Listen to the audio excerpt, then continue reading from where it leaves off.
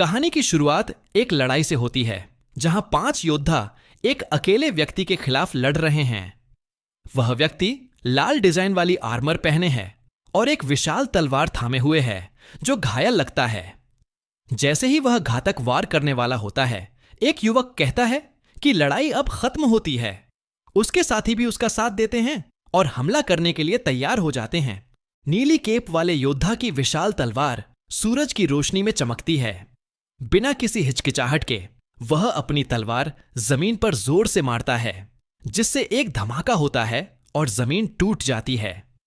हम देखते हैं कि टारगेट बना युवक एक ही जगह पर खड़ा रहता है, जबकि उस पर कई हमले होते हैं। वह तुरंत हवा में छलांग लगाता है।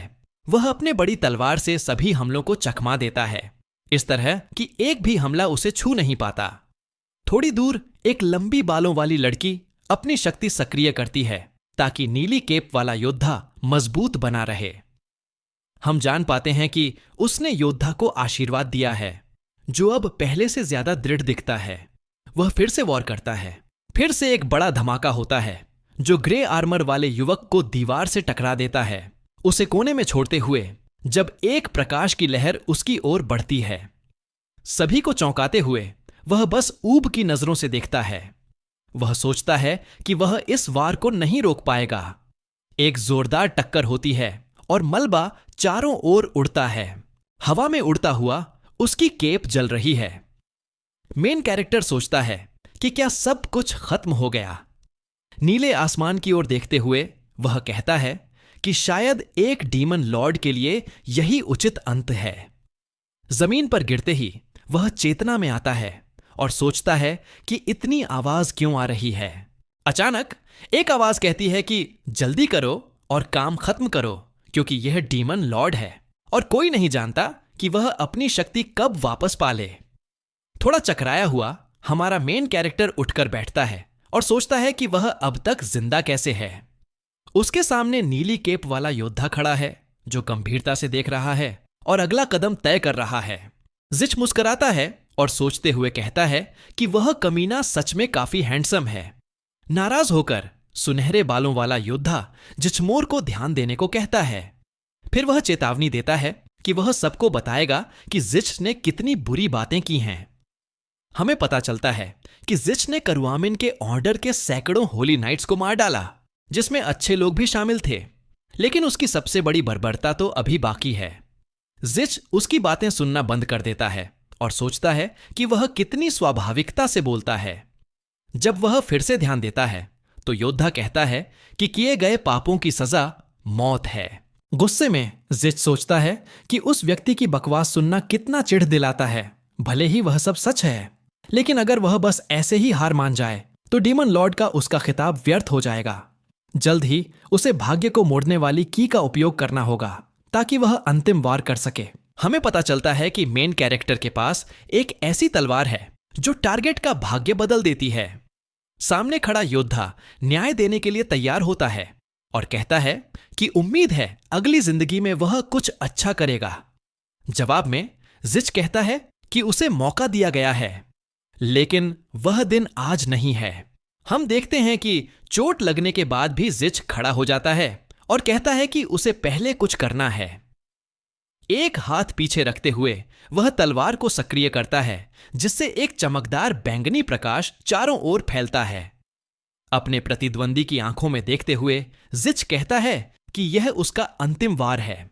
सुनहरे बालों वाले युवक की आर्मर में एक छेद बनता है और वह समझ नहीं पाता कि क्या हो रहा है। हम देखते हैं कि पेड़ की जड़ें उसकी त्वचा से निकलने लगती हैं।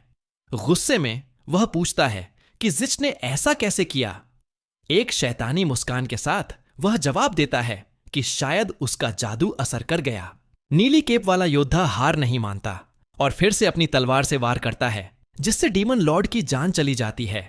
सोचते हुए जिच कहता है कि उसने व्यर्थ में मृत्यु पाई, लेकिन कोई पछतावा नहीं है। हमें एक नए स्थान पर ले जाया जाता है। एक खिड़की से सूरज की रोशनी आती है जो दर्शाती है कि दिन की शुरुआत हो चुकी है। बिस्तर में जिच चिड़चिड़ाकर उठता है क्योंकि पक्षियों की आवाज ने उसकी नींद खराब कर दी। अचानक उसे एहसास होता है कि वह कहाँ है और वह चौंकता है जब अपनी चादर से ढंकी टांगों को देखता है। फिर वह अपने हाथों को देखता है और गर्दन तक ले जाता है जहां उसे घातक वार मिला था। जिच जल्दी से बिस्तर से बाहर निकलता है। एक आईने के सामने रुककर उसे एहसास होता है कि वह फिर से जवान हो गया है। वह याद करता है कि उसने फेट को मोड़ने वाली की का उपयोग किया था, लेकिन उसे यह याद नहीं कि उसके बाद क्या हुआ। चारों ओर देखकर ज़ैच निष्कर्ष निकालता है कि वह अब अतीत में वापस आ गया है, जहां वह अभी भी अपने परिवार के साथ रहता था। अब उसका अगला कदम यह होना चाहिए कि वह फिर से उस की को हासिल करे। अचानक कमरे का दरवाजा खुलता है जब ज़ैच अपने विचारों में उलझा होता है। कदमों की आवाज सुनकर वह सोचता है कि कोई उसकी नोबल फैमिली के सबसे बड़े बेटे के कमरे में घुसने की हिम्मत कैसे कर सकता है। एक सुनहरे बालों वाला लड़का आता है और उसे मालिक कहते हुए पूछता है कि वह अभी तक कमरे से बाहर क्यों नहीं गया। भले ही ज़िच को याद न हो कि वह युवक कौन है, वह मुस्कुराता है क्योंकि कम से कम वह उसे सम्मान दे रहा है। दरवाजे पर खड़ा युवक कहता है कि मेन कैरेक्टर आमतौर पर सुबह जल्दी उठता है क्योंकि वह अब उस स्थिति में नहीं है कि देर तक सो सके। ज़िच अपनी उंगली उठाता है और अपने सेवक को पास बुलाता है। युवक तुरंत आदेश का पालन करता है और पूछता है कि वह क्या चाहता है। चुपचाप मेन कैरेक्टर बस उसे घूरता है और फिर उसके चेहरे पर जोरदार मुक्का मारता है। गाल पर हाथ रखते हुए लड़का पूछता है कि ऐसा क्यों किया गया। ज़िच पास आता है और उसके चेहरे पर काली छाया दिखाई देती है। सुनहरे बालों वाला लड़का समझ जाता है कि वह पूरी तरह फंस चुका है। अचानक बूट उसके शरीर से टकराते हैं और वह जमीन पर गिर जाता है। गुस्से में ज़िच उसके सिर पर लाते मारता है, लगातार वार करता है। लड़का उठने की कोशिश करता है और माफी मांगता है, लेकिन बाहर से एक आवाज आती है, क्या हो रहा है? लेकिन कोई फायदा नहीं। मेन कैरेक्टर पिटाई करता रहता है जब तक कि कोई कमरे में दाखिल नहीं हो जाता। सुनहरे बालों वाला लड़का जल्दी से सर हॉल्टन की बाहों में भागता है। वहां खड़े व्यक्ति ने सवाल पूछा, जिससे ज़ैच को गुस्सा आता है क्योंकि वह अपमानित महसूस करता है। आह भरते हुए वह उनके पास जाता है। वह आदमी पूछता है कि लड़का जवाब क्यों नहीं देता।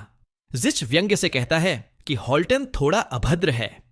हॉल्टन पूछता है कि क्या वह उसे भी पीटेगा। मुस्कुराते हुए हमारा मेन कैरेक्टर कहता है कि उसमें कोई बुराई नहीं दिखती, क्योंकि एक ऐसा कमीना जो अपने मालिक को नहीं पहचानता, उसे सबक सिखाना जरूरी है। योद्धा पूछता है कि क्या उसमें इतना दम है कि वह ऐसा कर सके। पीछे हटते हुए ज़िच कहता है कि वह सही कह रहा है।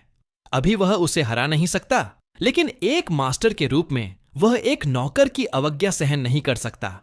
गुस्से में हॉल्टन पूछता है कि लड़का जानता भी है कि वह किससे बात कर रहा है। अचानक एक मेजपोश उसकी ओर उड़ता है और उसका सिर ढक देता है। हॉल्टन संघर्ष करता है और पूछता है कि यह कैसी चाल है। घबराकर सुनहरे बालों वाला लड़का योद्धा का नाम चिल्लाता है। हम देखते हैं कि ज़िच हवा में प्रकट होता है और एक फूलदान से वार करता है। फूलदान हॉल्टन के सिर पर टूटता है। अपने हाथ पोंछते हुए ज़िच जमीन पर पड़े दुश्मन को देखता है और कहता है कि ताकत ही सब कुछ नहीं होती। सुनहरे बालों वाले लड़के की ओर देखकर वह कहता है कि अब वह फिर से वही कर सकता है जो पहले कर रहा था। लड़का पसीने पसीने हो जाता है। एक घूंसा फिर से उसके चेहरे की ओर उड़ता है। कमरे के बाहर मदद की चीखें सुनाई देती हैं। बाद में एक दूसरे स्थान पर ज़िच दो विशाल दरवाजों के सामने खड़ा होता है और याद करता है कि पहले वह इस कमरे में जाने से कितना डरता था। अब वह कहता है कि उसे कुछ महसूस नहीं होता। अंदर 5 लोग उसे घूरते हैं, जिनमें पीटा गया लड़का और हॉल्टन शामिल हैं, जो अब होश में आ चुका है। हॉल्टन की आंखों में गुस्सा साफ दिखाई देता है। वह याद करता है कि एक लाल बालों वाला लड़का पहले ही बता चुका है कि यह मामला उसके पिता तक पहुंच चुका है। पिता यह जानकर बेहद निराश थे कि स्टील वॉल घर का एक नाइट इतनी शर्मनाक तरह से हार गया। हमें पता चलता है कि वह लाल बालों वाला लड़का स्टील वॉल है, ज़िच का सौतेला भाई। वह हॉल्टन के चेहरे पर हाथ रखता है और कहता है कि अगर उसने कुछ गलत नहीं किया तो उसे सिर ऊंचा रखना चाहिए। वह कहता है कि आखिरकार वे उसके सौतेले भाई से ही निपट रहे हैं। वर्तमान में सिंहासन पर बैठा आदमी कहता है कि जिच देर से आया है। वह और कोई नहीं बल्कि बॉर्डो स्टीलवॉल है, जिच का असली पिता। जिच आंखें घुमाता है और पूछता है कि उसे क्यों बुलाया गया। उसका रवैया देखकर पिता गुस्से से आंखें सिकोड़ता है और पूछता है कि क्या उसने यह भूल गया है कि उससे सम्मान से बात करनी चाहिए। लेकिन जिच कहता है कि उसे कोई सम्मान नहीं देना चाहिए क्योंकि वह व्यक्ति कभी उसे अपना बेटा मानता ही नहीं। यह सुनकर बॉर्डो और भी नाराज होता है। बॉर्डो पूछता है कि क्या वह वास्तव में उसकी गद्दी का उत्तराधिकारी बनाना चाहता है। जिच पूछता है कि जब वह वारिस की बात करता है तो क्या सच में उसे अपना बेटा मानने की योजना बना रहा है। यह सुनकर जिच की सौतेली मां फ्लोरल स्टीलवॉल अपने पति के कंधे पर हाथ रखती है। वह कहती है कि उसने पहले ही जिच के बुरे व्यवहार के बारे में चेतावनी दी थी। वह कहती है कि मेन कैरेक्टर हमेशा से ही असभ्य और बदतमीज रहा है। यह सुनकर जिच की मुट्ठियां भींच जाती हैं क्योंकि वह अच्छी तरह जानता है कि यह महिला और उसका बेटा हमेशा उसे मिटाना चाहते थे। अपने रवैये को बदलते हुए वह झुकता है और कहता है कि सब कुछ एक गलत फहमी थी। फिर वह फ्लोरल को मां कहकर मुस्कुराता है, ताना मारते हुए।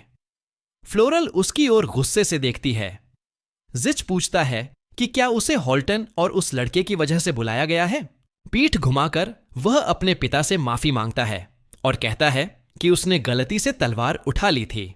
दोनों नौकर और नाइट यह सब देखकर सोचते हैं कि अब क्या होगा। ऑनर्डो और ग्रेग दोनों चौंक जाते हैं। जिच तलवार को सुनहरे बालों वाले लड़के की ओर घुमाता है। हमें पता चलता है कि उस लड़के का नाम हांस है, स्टीलवॉल परिवार का सेवक। परिवार का मुखिया खड़ा हो जाता है और पूछता है कि जिच उसके सामने तलवार कैसे उठा सकता है। ग्रेग, उसका दूसरा बेटा, मुस्कराता है। जिच कहता है कि जो स्टीलवॉल के बालों का अपमान करता है वह मरेगा। वह कहता है कि उसे लगा यही बैठक का मकसद है। उसकी सौतेली मां बहस में कूदती है और कहती है कि हांस ने कभी उसका अपमान नहीं किया। तलवार जमीन पर रखते हुए जिच पूछता है कि क्या वे कह रहे हैं कि वह झूठ बोल रहा है। घबराया हुआ हांस सोचता है कुछ भी गलत कहा तो सब खत्म। उधर डीमन लॉर्ड सोचता है कि काउंटेस हांस की इतनी रक्षा क्यों कर रही है। हॉल्टन आगे आता है और कहता है कि हांस सच बोल रहा है और जिच झूठा है। जिच मुस्कुराता है और कहता है कि उसे ऐसी उम्मीद नहीं थी। फ्लोरल पूछती है, क्या वह पूरी तरह से निश्चित है? हॉल्टन कहता है, हां, क्योंकि सच्चाई यह है कि जिच ने बिना वजह उन दोनों पर हमला किया। मजाक करते हुए मेन कैरेक्टर कहता है, कमाल है, तुम मानते हो कि तुम जैसे पर हमला हुआ। क्या तुम्हें कोई पछतावा नहीं? हॉल्टन जवाब देता है कि उसने बस सच कहा है। जिच फिर पूछता है, क्या हॉल्टन अब भी यही कहेगा कि वह निर्दोष है? अगर हां, तो फिर इसे ड्यूल से सुलझाया जाए। नाइट चिढ़ जाता है और पूछता है, क्या जिच मजाक कर रहा है? जिच तलवार उसकी ओर तानकर अपने पिता से पूछता है, क्या यही सही तरीका नहीं? फिर कहता है, अगर वह यह ड्यूल हार गया तो उसे उत्तराधिकारी बनने का मौका भी नहीं मिलेगा। पिता सहमत हो जाते हैं और ड्यूल की अनुमति देते हैं। गुस्से में हॉल्टन कहता है, वह अपने लॉर्ड का हर आदेश मानेगा। जिच मुस्कुराता है और अपने पिता का धन्यवाद करता है। जाते समय जाइच कहता है कि उसे बैटल के समय और स्थान की जानकारी दी जाए। भीतर ही भीतर बॉर्डो सोचता है, वह तो बस डांटना चाहता था और उसे कमरे में भेजना चाहता था, लेकिन यह तो परफेक्ट मौका है ग्रेग को उत्तराधिकारी बनाने का। जाते हुए जिच कहता है, शायद अब उसका मन बदल गया है, क्योंकि उसे एहसास हुआ कि भले ही वह जीत जाए फिर भी उसे वह नहीं मिलेगा जो वह चाहता है। उसके पिता पूछते हैं कि वह किस चीज की बात कर रहा है। वह कहता है कि अब कुछ कहने को नहीं बचा, इसलिए वह उन्हें ड्यूल के दिन मिलेगा। घर के बाहर अपनी शक्तियों का परीक्षण करते समय जिच सोचता है कि अब वह एक 19 साल के लड़के के शरीर में है जो अतीत में बहुत कमजोर था और शायद सिर्फ अपने पिता की मंजूरी पाने की परवाह करता था। उसे तलवार चलाना तक नहीं आता था क्योंकि उसके पिता ने उसे फेंसिंग की क्लास लेने नहीं दी थी। उस समय उसे अंदाजा भी नहीं था कि उसके अंदर कितनी जबरदस्त और विनाशकारी शक्ति छुपी हुई थी। हमें पता चलता है कि हर इंसान के पास माना की एक सीमा होती है, लेकिन जिच की सीमा औसत व्यक्ति की तुलना में बेहद अधिक है। अपनी शक्ति का उपयोग करते समय जिच को सीने में दर्द होता है। अचानक एक विस्फोट होता है जो उसे पीछे की ओर फेंक देता है। जमीन पर पड़े हुए वह सोचता है कि उम्मीद के मुताबिक यह असंभव है कि वह तुरंत उस माना स्तर तक लौट सके जो उसके डीमन लॉर्ड बनने के समय था। उसे उस स्तर तक पहुंचने के लिए कई परीक्षाओं से गुजरना पड़ा था और यह उल्लेखनीय था कि उसके साथ घटनाएं एक के बाद एक होती रहीं, जैसे कि किसी ने पहले से ही सब कुछ प्लान कर रखा हो। हमारा मेन कैरेक्टर जमीन से उठता है और ग्रे को आदेश देता है कि वो उस पर जासूसी करना बंद करे और वहां से चला जाए। उसका सौतेला भाई हैरान होता है कि उसे उसकी मौजूदगी के बारे में कैसे पता चला। एक पेड़ के पीछे से निकलते हुए वह पूछता है कि क्या जिच ने अंततः अपना माना जागृत कर लिया है और क्या उसे वाकई लगता है कि वो उस ड्यूअल को जीत सकता है और अपने कौशल से टाइटल विरासत में ले सकता है। मुस्कुराते हुए ग्रे यह भी पूछता है कि उसका छोटा भाई अचानक इतना अलग व्यवहार क्यों करने लगा है, जब पहले वह हमेशा सिर झुकाकर रहता था ताकि बाद में उसे इनाम मिल सके। मेन कैरेक्टर अपने सौतेले भाई के पास जाता है और गंभीरता से उसकी ओर देखता है। चेहरे पर नसें उभरते हुए वह कहता है कि वह जानता है कि ग्रे डरता है कि जिच टाइटल विरासत में ले लेगा, लेकिन लाल बालों वाला लड़का इस आरोप से इनकार करता है और कहता है कि अगर वह जिच जैसे किसी इंसान से नहीं निपट सकता तो उसे सच में टाइटल छोड़ देना चाहिए। जिच अपना हाथ उस युवक के कंधे पर रखता है और पूछता है कि क्या वह इसमें पूरी तरह से यकीन रखता है, क्योंकि अगर ऐसा है तो उसे अपने बड़े भाई की इच्छा पूरी करनी होगी और उत्तराधिकार के इस विवाद को उसी तरीके से सुलझाना होगा जैसे वह पला बढ़ा है। ग्रे उसका हाथ हटाते हुए पूछता है कि क्या वह सच में उसे ड्यूअल के लिए चुनौती दे रहा है। मेन कैरेक्टर फिर पूछता है कि उसका प्रस्ताव के प्रति उत्तर क्या है और उसका भाई जवाब देता है कि उसके पास मना करने का कोई कारण नहीं है। जिच दूर जाते हुए कहता है कि फिर सब तय हो गया है और वह समय और स्थान चुनेगा। फिर जिच और हेल्टन के बीच ड्यूल का दिन आ जाता है।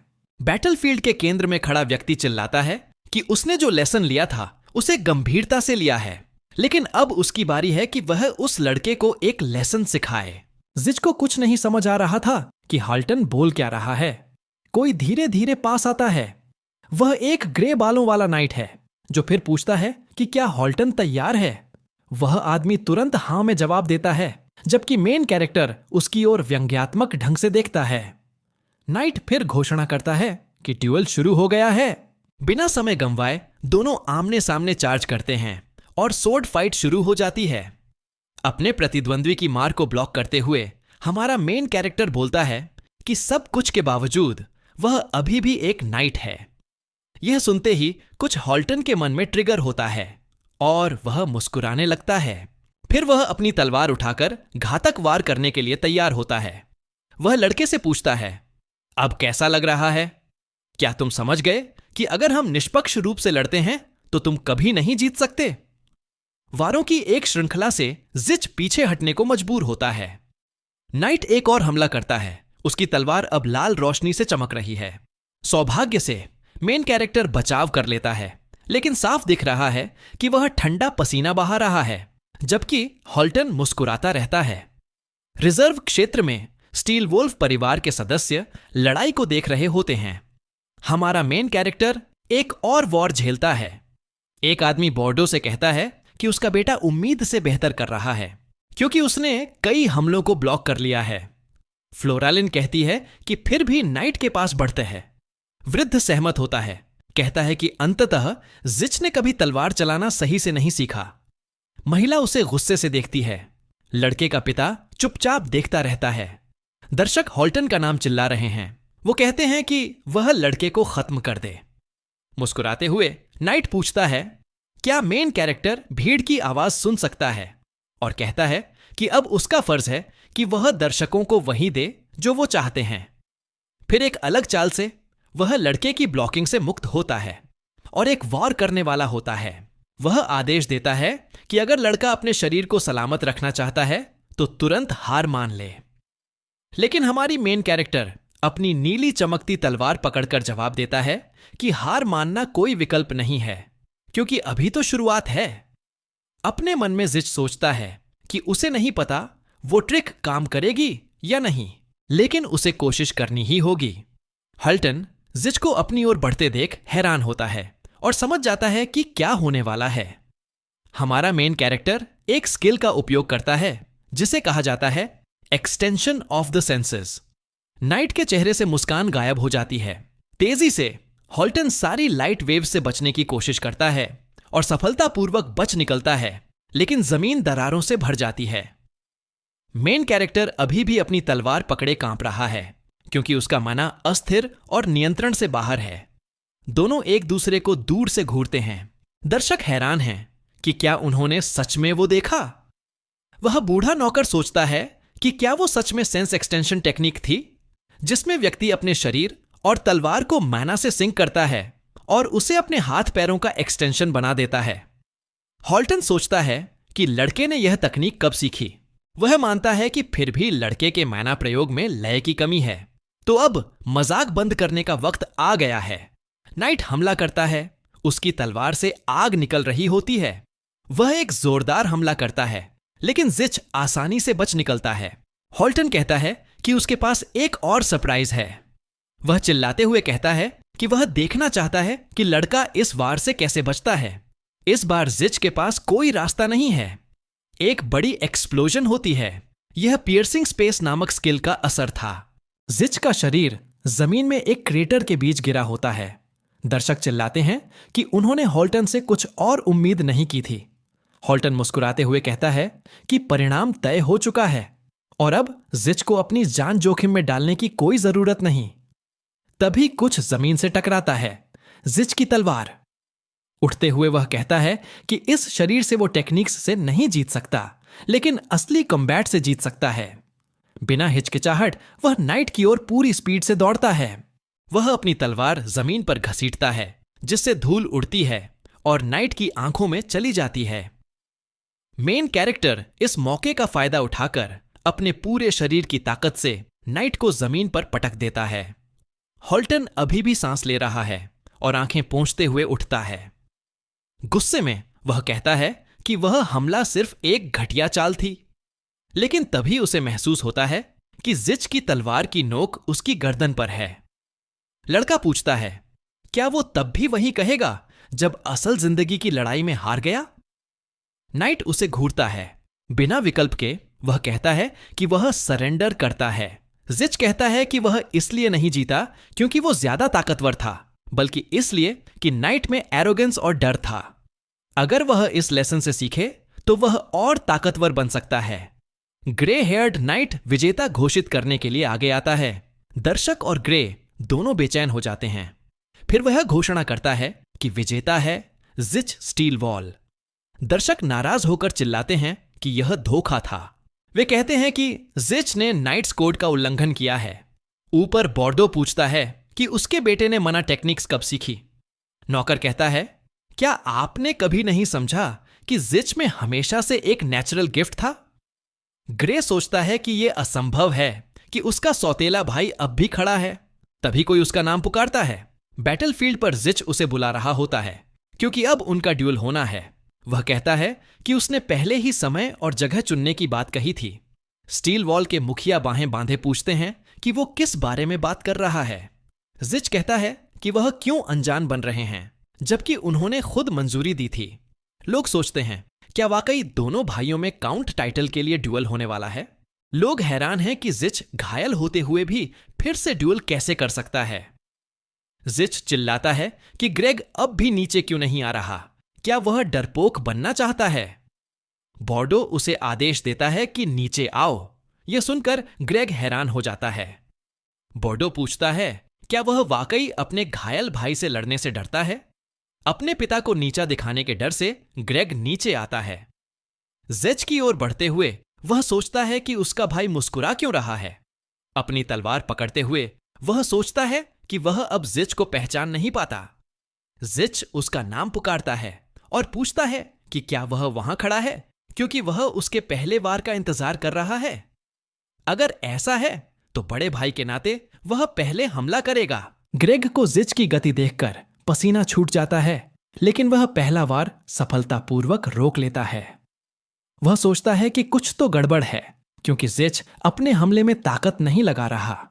वह पलटवार करता है और कहता है कि वह स्टील वॉल हाउस का उत्तराधिकारी बनेगा। जिच बी को यह समझ आ जाता है कि चोट के कारण वह दोबारा माना नहीं चला सकता। अगर उसे यह खत्म करना है तो बस एक ही तरीका है। वह जोर से हंसता है और देखते हैं कि जमीन पर स्ट्रॉबेरी जूस जैसी तरलता गिरती है, उसका ही खून। वह ग्रेग की तलवार को नंगे हाथों से पकड़ लेता है और पूछता है कि क्या उसने मार्च ऑफ डेथ के बारे में सुना है। अपनी शक्ति एक्टिवेट कर वो एक ही हाथ से ग्रेग की तलवार तोड़ देता है। ग्रेग स्तब्ध रह जाता है। जिच अपनी तलवार के हिल्ट से उसके चेहरे के बीच में वार करता है।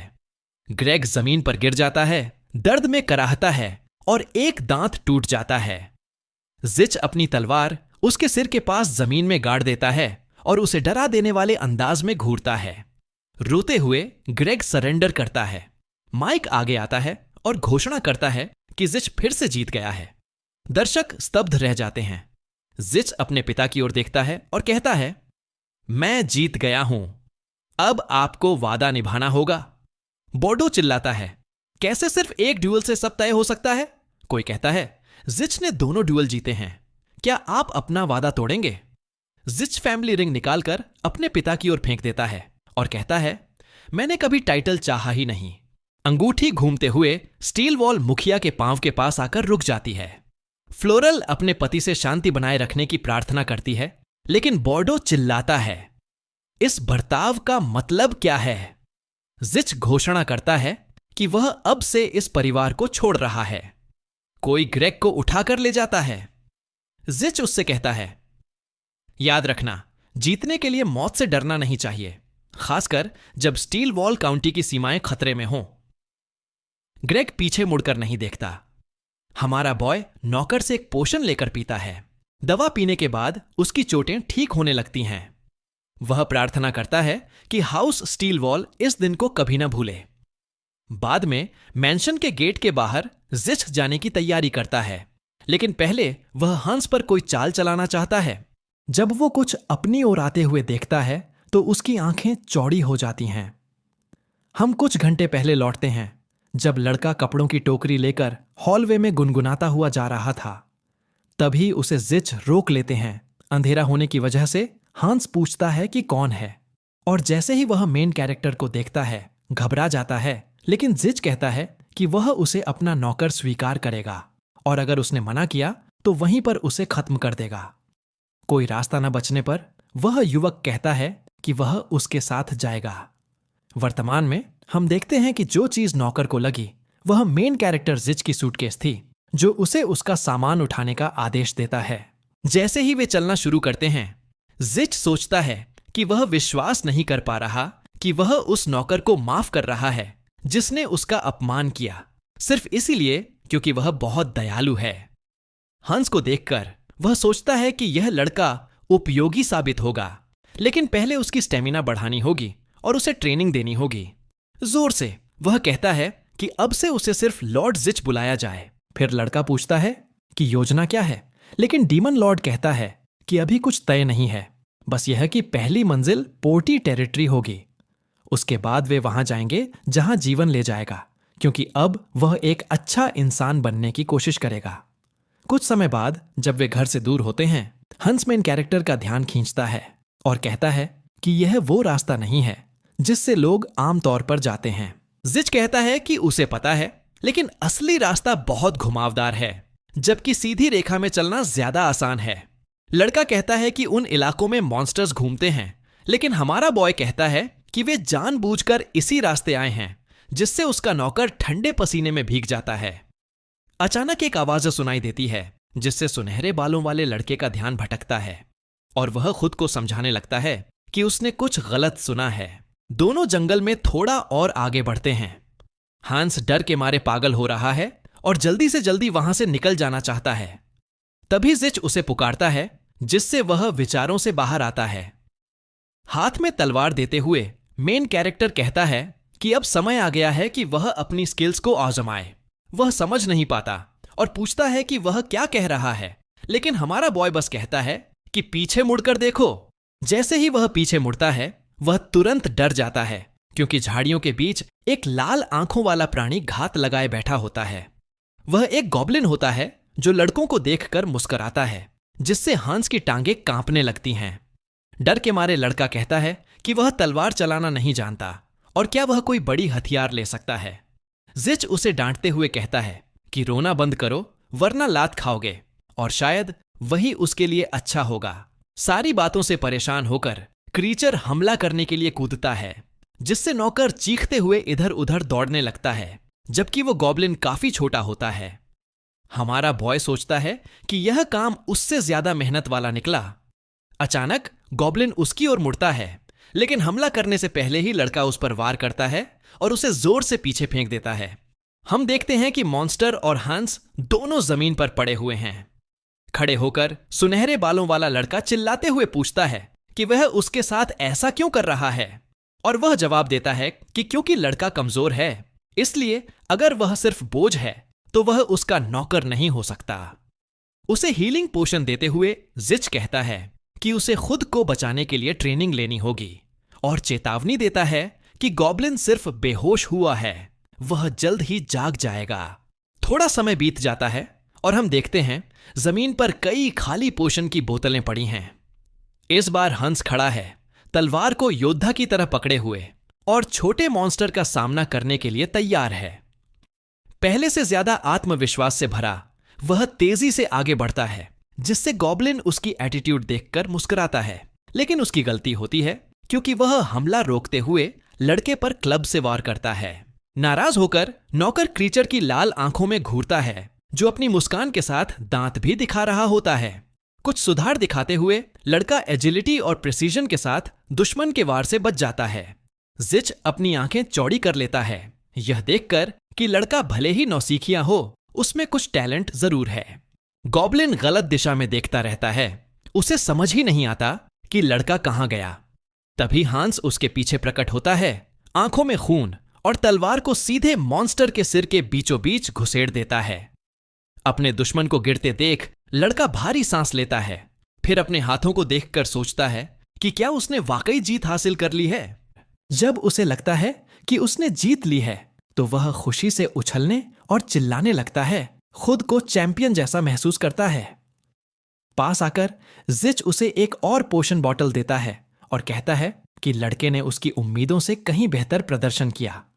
मुस्कुराते हुए वह कहता है कि यह सब उसी की बदौलत हुआ है। अचानक सुनहरे बालों वाले लड़के का ध्यान कुछ और तरफ जाता है और वह दवा की बोतल जमीन पर गिरा देता है।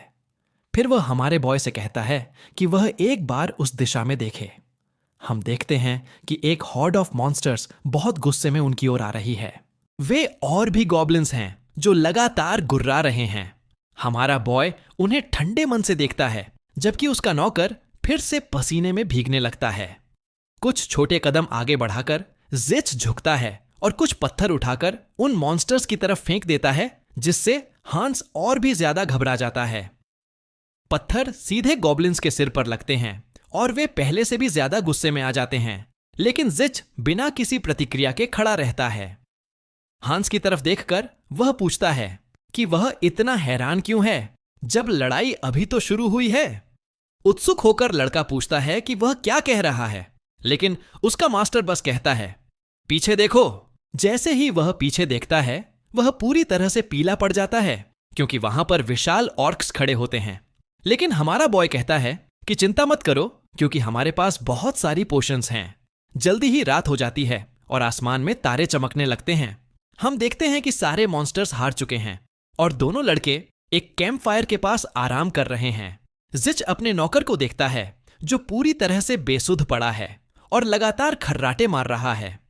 उसे याद आता है जब उसने पूछा था कि फोरेल उस लड़के की इतनी रक्षा क्यों करता है और उसका उस औरत से क्या रिश्ता है। हंस जवाब देता है कि उसकी दादी काउंटेस की नैनी थीं, इसलिए वह बचपन से ही उसे पसंद करती थीं। मेन कैरेक्टर जिच फिर कहता है कि उसे याद है कि उसकी मां एक नौकर को सिर्फ इसलिए तंग करती थी क्योंकि वह फोरेल की नैनी का पोता था।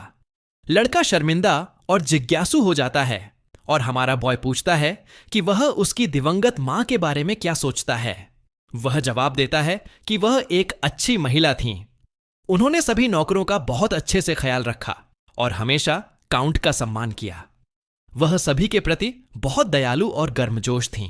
वर्तमान में लौटते हुए जिच हांस के झूठ का विश्लेषण करता है और महसूस करता है कि घर में कोई उसे पसंद नहीं करता था, सिर्फ उसकी मां की वजह से। यह सोचकर कि उसने सबके साथ कैसा व्यवहार किया, जिच को फोरेल और ग्रेग के लिए थोड़ा बुरा लगता है, जबकि यह उसकी गलती नहीं थी। तभी किसी गाड़ी के आने की आवाज उसका ध्यान खींचती है। जिच उठकर अपने नौकर को हल्के से ठोकर मारकर जगाता है। नौकर कहता है कि अभी तो सुबह भी नहीं हुई, लेकिन जिच उसे चेतावनी देता है कि कुछ आ रहा है। तलवार उठाते हुए हंस पूछता है कि क्या वे गॉब्लिन्स या ऑर्क्स हैं। तभी वह देखता है कि असल में वह एक कैरेज है। जिच उसे आगे बढ़कर रास्ता दिखाने के लिए कहता है। फिर हांस पसीने पसीने होकर पूछता है कि क्या वह कोई व्यापारी हो सकता है, लेकिन उसका मास्टर कहता है कि कैरेज के पहियों की आवाज किसी व्यापारी जैसी भारी नहीं है। लड़का कहता है कि शायद वे उनकी तरह यात्री हैं, लेकिन जिच जवाब देता है कि कोई इस समय जंगल में यात्रा नहीं करता। आवाज पास आती जा रही थी और तभी कदमों की आवाज सुनाई देती है। हम देखते हैं कि वो कदम 2 नाइट्स और एक घोड़े के हैं। मेन कैरेक्टर सोचता है कि क्या वे होली नाइट्स हैं। तभी कोई कैरेज से बाहर आता है और कहता है कि वे भी उसी जगह रात भर रुकने का इरादा रखते हैं। हमारा बॉय जैसे ही देखता है कि वह कौन है, उसकी आंखें चौड़ी हो जाती हैं। वो लड़की जो अपना हुड हटाती है कहती है कि वह करुणा की फॉलोवर है और उसका नाम एन लुबेला है, मर्सी की सेंट। जिच तुरंत पहचान लेता है कि वह वही सेंट है जिसने अपनी पास्ट लाइफ में सुनहरे नाइट के साथ मिलकर उसे मारा था, लेकिन उसे यह उम्मीद नहीं थी कि वह उसे यहां मिलेगी। एक और व्यक्ति पास आता है और कहता है कि लड़के से मिलकर अच्छा लगा। वह एन का सहायक और करुणा के लिए सेंटहुड का कैंडिडेट बेलरी वेग होता है। हमारा बॉय चुपचाप सोचता है कि यह वही आदमी है, तस्निया की टुकड़ी का किलिंग मशीन। लेकिन फिर वह हैंडशेक करता है क्योंकि उसने वादा किया है कि वह अब अच्छा इंसान बनेगा। जिच मुस्कुराते हुए कहता है कि उनके पास सबके लिए टेंट लगाने की पर्याप्त जगह है और बेलरी उसे धन्यवाद देता है। हांस की ओर देखकर मेन कैरेक्टर कहता है कि उसे भी उनका अभिवादन करना चाहिए।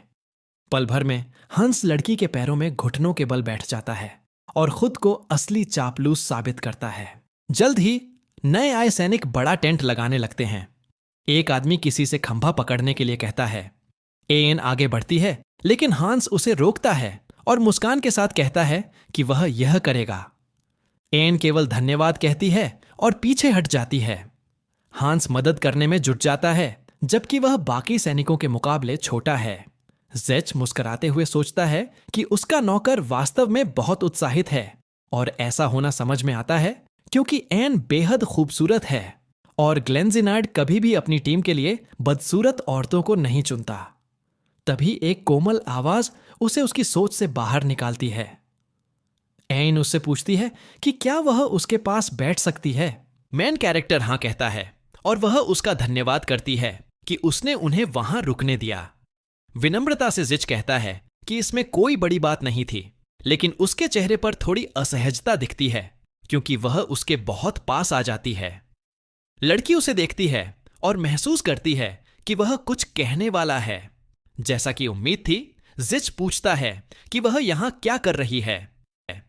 वह जवाब देती है कि वह सिर्फ यात्रा कर रही है और जहां भी कोई पीड़ित दिखता है वहां वह प्रार्थना करती है। हमारा बॉय कहता है कि वह अच्छा कार्य कर रही है, लेकिन एन कहती है कि वह तो बस करुणा की अनुयायी होने का अपना कर्तव्य निभा रही है। फिर वह पूछती है कि वह यहां क्या कर रहा है। हमारा बॉय कहता है कि वह अच्छा इंसान बनने का तरीका ढूंढ रहा है। अचानक उसके दिमाग में एक विचार आता है और वह एन से पूछता है, अच्छा इंसान बनने के लिए क्या करना चाहिए। लड़की थोड़ी हैरान होती है, लेकिन लड़का कहता है कि वह शायद इस सवाल के लिए सबसे सही इंसान है। थोड़ा सोचने के बाद सेंट कहती है कि अच्छा और दयालु इंसान बनने के कई तरीके होते हैं। फिर वह पूछती है कि क्या उस लड़के के पास कोई खास शक्ति है। वह जवाब देता है कि उसमें शारीरिक ताकत बहुत ज्यादा है। एन कहती है कि वह उस ताकत का उपयोग जरूरतमंद लोगों की मदद के लिए कर सकता है। आत्मविश्वास से भरे जिच कहता है कि वह कल से ऐसे ही लोगों की तलाश शुरू करेगा। अगले दिन सब शहर घूमने निकलते हैं। एन के साथ चलते हुए बेलरी कहता है कि सभी दुकानें अभी निर्माणाधीन लग रही हैं और वह सहमत होती है। बेलरी बताता है कि उसे करुणा से एक आदेश मिला है जिसे उसे पूरा करना है। एन उसे शुभकामनाएं देती है और बेलरी कहता है कि वह अपना ख्याल रखे। लेकिन थोड़ी देर बाद कहीं और एन परेशान लगती है।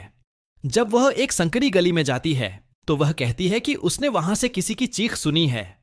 उसके नाइट्स कहते हैं कि वे जांच करेंगे। तभी एन कुछ ऐसा देखती है जो उसे चौंका देता है। वह देखती है कि एक लड़के को मारा जा रहा है और कुछ लोग सिर्फ तमाशा देख रहे हैं। एक नाइट आकर हमलावर को रुकने को कहता है, लेकिन सेंट के मन में बस यही सवाल घूमता है, क्या जिच ऐसा करने वाला इंसान हो सकता है? हंगामे के बाद एन और जिच की बात होती है। वह कहती है कि उसने उसे जरूरतमंद लोगों की मदद करने को कहा था, लेकिन वह ट्रबल मेकर्स की मदद करने क्यों गया? मेन कैरेक्टर जवाब देता है कि उसने ऐसा इसलिए किया क्योंकि उसे लगा कि वे लोग सुधार की जरूरत में हैं। लड़की आदेश देती है कि अब से वह सिर्फ असहाय लोगों की मदद करेगा और कभी भी शारीरिक बल का दुरुपयोग नहीं करेगा, और उसकी शुरुआत उसे माफी मांगने से करनी होगी जिसे उसने मारा था। टेबल पर बैठे लड़के का चेहरा सूझा हुआ है, लेकिन वह कहता है कि वह ठीक है। अपना परिचय देते हुए वह लड़का कहता है कि उसका नाम सून है और वह एन का बहुत आभारी है कि उसने उसकी जान बचाई। उत्सुक होकर लड़की पूछती है कि उसे क्यों मारा जा रहा था और क्या जिच और बाकी लड़के उसकी दुकान छीनने की कोशिश कर रहे थे। वह पुष्टि करता है कि साइरन कॉरपोरेशन नाम का एक समूह लोगों को रिश्वत देकर यहां तक कि मेयर को भी अपने मुताबिक काम करवाता है। उसकी दुकान भले ही पुरानी दिखती हो, लेकिन वह उसके दादा और पिता की यादों से भरी है। जब उसने जगह छोड़ने से इनकार किया तो वे हिंसक हो गए। अब वह नहीं जानता कि क्या करे। एन कहती है कि अब उसे चिंता करने की जरूरत नहीं, क्योंकि वह तुरंत पोर्टी के मेयर से मिलकर स्थिति को सुलझा लेगी। उसके एक नाइट चेतावनी देता है कि करुमिन के अनुयायियों को राजनीति में शामिल नहीं होना चाहिए, लेकिन एन कहती है कि एक करुणा अनुयायी होने के नाते वह इसे नजरअंदाज नहीं कर सकती और सब कुछ सुलझाने का वादा करती है। वह तेजी से वहां से निकलती है और उसके गार्ड उसके पीछे दौड़ते हैं ताकि उसके साथ जा सकें, जबकि जिच को महसूस होता है कि कुछ गलत होने वाला है। अगले दिन शहर में घूमते हुए हांस पूछता है कि मेन कैरेक्टर क्या सोच रहा है।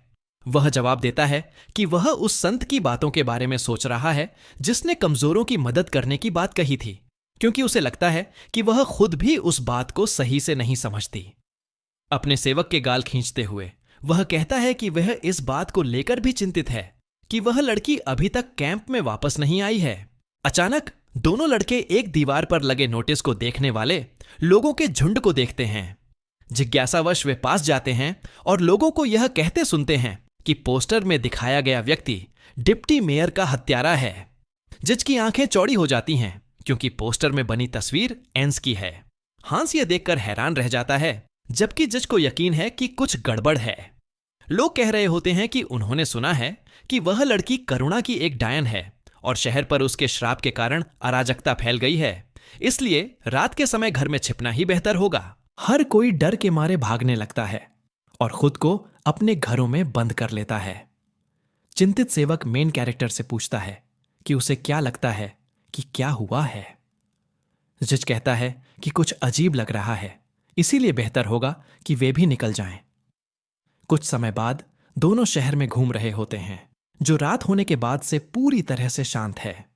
जिस याद करने की कोशिश करता है कि क्या उसके पिछले जीवन में कुछ ऐसा हुआ था, लेकिन उसे पोर्टी पर किसी श्राप या एंस द्वारा किसी की हत्या की कोई याद नहीं आती। उसका संदेह यह है कि क्या घटनाएं इसलिए बदल गई हैं क्योंकि उसने इस जीवन में संत से मुलाकात की। अचानक उसका सेवक ध्यान दिलाता है कि कोई उनका पीछा कर रहा है। एक टांग जो इंसानी नहीं लगती पास आती है और वह प्राणी अजीब आवाजें निकाल रहा होता है। पता चलता है कि वह एक ज़ॉम्बी महिला है। डरे हुए सुनहरे बालों वाला लड़का पूछता है कि क्या वह सच में अनडेड है, जबकि जिच बिना किसी झिझक के उस राक्षस पर हमला करता है और 5 सेकंड से भी कम में उसे अपनी तलवार से खत्म कर देता है। घुटनों पर बैठा हांस पूछता है कि ऐसा जीव शहर में क्यों घूम रहा था। मेन कैरेक्टर कहता है कि उसे नहीं पता, लेकिन कुछ न कुछ गड़बड़ जरूर है। दूसरी ओर कोई कहता है कि राहत की बात है कि कोई भी शिकार नहीं हुआ। जलती मशालों के साथ दो गार्ड लड़कों से कहते हैं कि वे उस राक्षस के शव का ध्यान रखेंगे और उनकी मदद के लिए धन्यवाद देते हैं। उनमें से एक कहता है कि अब वे घर के अंदर चले जाएं और हांस को मशाल थमाते हुए चेतावनी देता है कि वे डायन के श्राप से प्रभावित हो सकते हैं। गार्ड्स चले जाते हैं और ज़ोंबी को अपने साथ ले जाते हैं। मेन कैरेक्टर का सेवक पूछता है कि क्या वह सच में सोचता है कि एन्स एक डायन है। झच जवाब देता है कि नहीं, क्योंकि उसे यकीन है कि असली दोषी इस घटना के पीछे है और उसने लड़की को एक मुखौटे के रूप में इस्तेमाल किया है। जिज्ञासु हांस पूछता है कि वह इतना निश्चित कैसे हो सकता है। जिज कहता है कि क्योंकि एन्स, लेकिन वह अपनी बात पूरी नहीं कर पाता। उसका सेवक तब सवाल करता है कि क्या वह उस लड़की के बारे में कुछ जानता है जो वह नहीं बता रहा है। जिज फिर ब्लफ करता है और कहता है कि केवल उसके चेहरे को देखकर ही पता चल जाता है कि वह एक अच्छी इंसान है। अचानक वह कुछ सुनता है और तेजी से मुड़ता है। हैरान हांस पूछता है कि उसने क्या सुना, लेकिन जज कुछ नहीं कहता और बस घर की उलटी दिशा में दौड़ना शुरू कर देता है। जल्दी ही एक संरचना के पास पहुंचता है। दरवाजे पर पहुंचकर वह एन्स को पाता है और पूछता है कि वह वहां क्या कर रही है। हांस वहां खड़ा रह जाता है, मुंह खुला का खुला रह जाता है और देखता है कि वह लड़की अकेले छिपी हुई है। सभी मिलकर घर लौट जाते हैं। नहाने के बाद जज पूछता है कि क्या जो कपड़े उसने उसे दिए थे वे उसे ठीक से आए। लड़की पुष्टि करती है कि हां। जज कहता है कि उसका सेवक खाना लेने गया है और वह जल्द ही वापस आएगा। फिर वह पूछता है कि वे नाइट्स कहां हैं जिन्हें लड़की की रक्षा करनी थी। आइंस बस सिर झुका लेती है और जज पूछता है कि क्या वे किसी और मिशन पर गए हैं। लड़की जवाब देती है कि यह सब उसकी गलती है। उसकी आंखों से आंसू गिरने लगते हैं जब वह कहती है कि नाइट्स उसके कारण अब नहीं रहे। जज बिना किसी प्रतिक्रिया के उसे वह वांटेड पोस्टर देता है जिस पर उसका चेहरा बना होता है और पूछता है कि क्या जो हुआ है उसका संबंध इस पोस्टर में लिखी बातों से है। संत घबराकर कहती है कि वह कोई डायन नहीं है।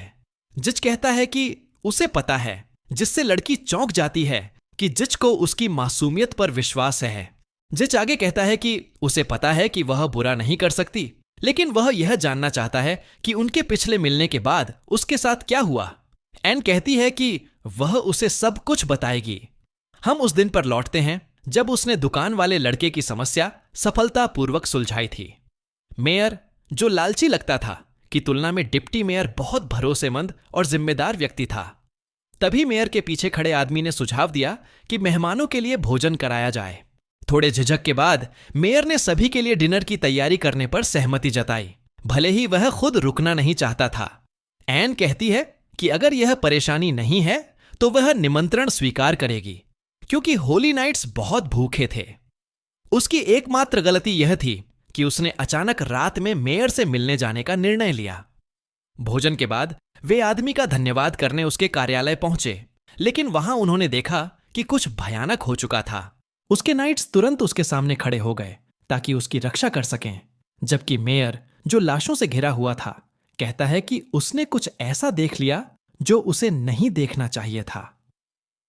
हैरान एक नाइट चिल्लाता है और एन से कहता है कि वह कमरे के पीछे देखे, जहां बेलू की मूर्ति बैंगनी रोशनी से घिरी हुई हवा में तैर रही थी।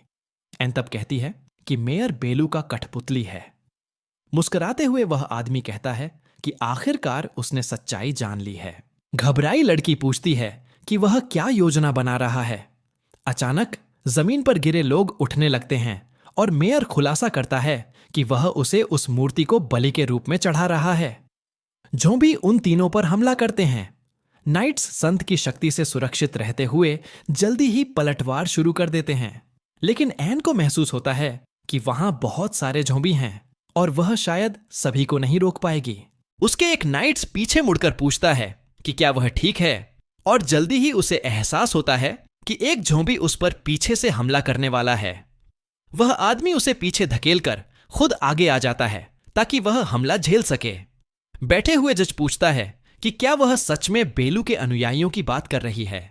एन पुष्टि करती है कि वह समूह उस दुष्ट देवता की सेवा करता है जो विनाश और अराजकता चाहता है और उसके नाम पर हमले करता है। मेन कैरेक्टर उत्सुकता से पूछता है कि वे पोर्टी में क्या करना चाहते हैं।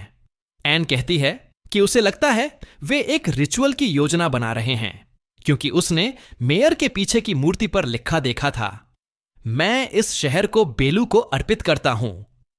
जिच दिखाता है कि उसे इसका मतलब पता है और उसका दोस्त पूछता है कि वह क्या छिपा रहा है।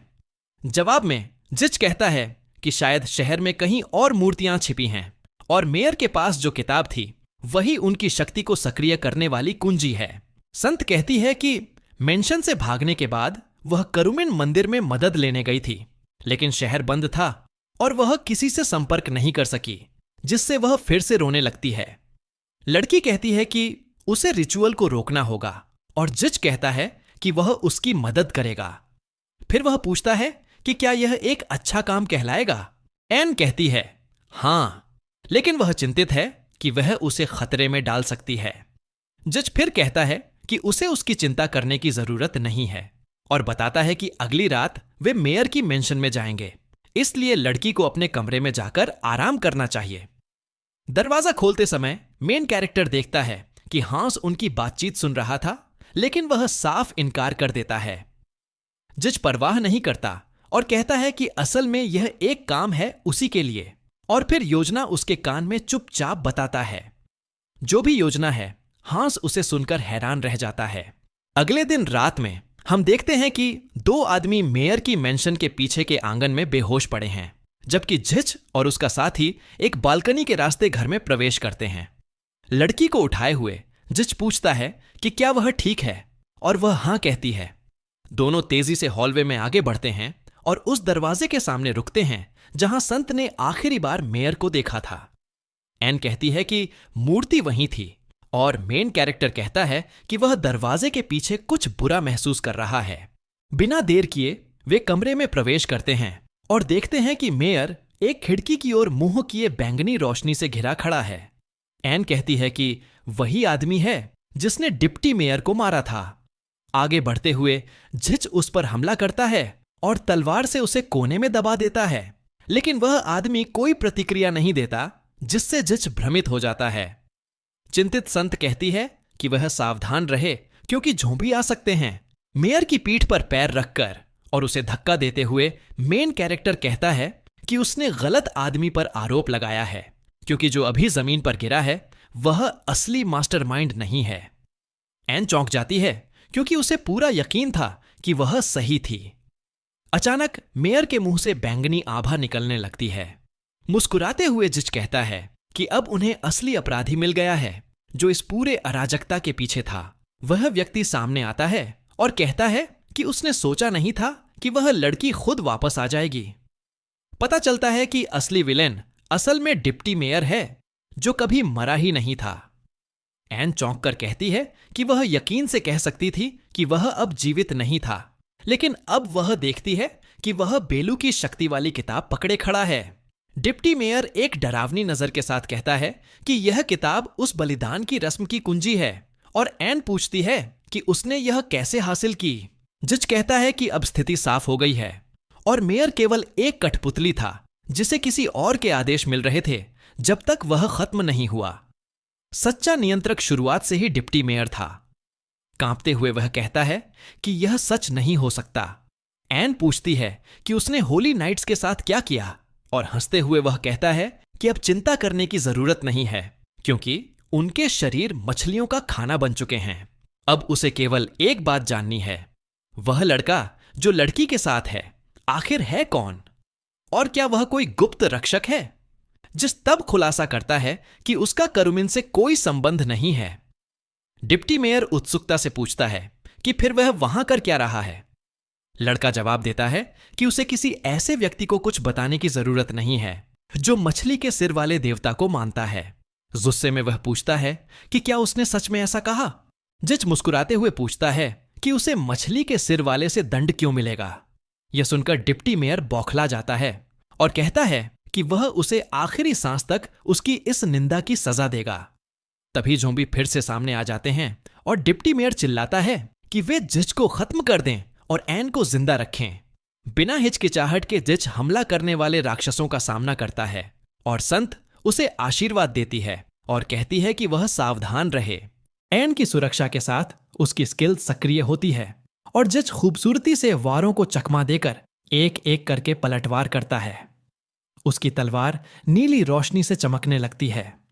यह देखकर डिप्टी मेयर, जो किताब पकड़े हुए है, सोचता है कि यह असंभव है, क्योंकि कोई भी ज़ॉम्बी को इतनी आसानी से खत्म नहीं कर सकता।